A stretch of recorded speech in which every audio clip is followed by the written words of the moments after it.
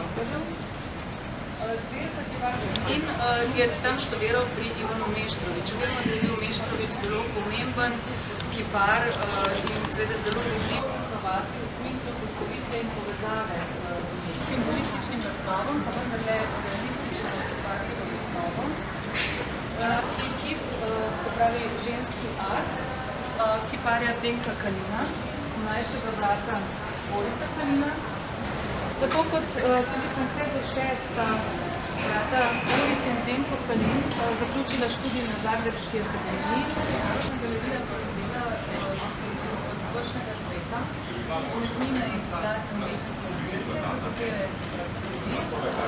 Na Zagrebški akademiji je tedaj študirala ta generacija kiparjev, ki so potem bili profesori na akademiji v Ljubljani.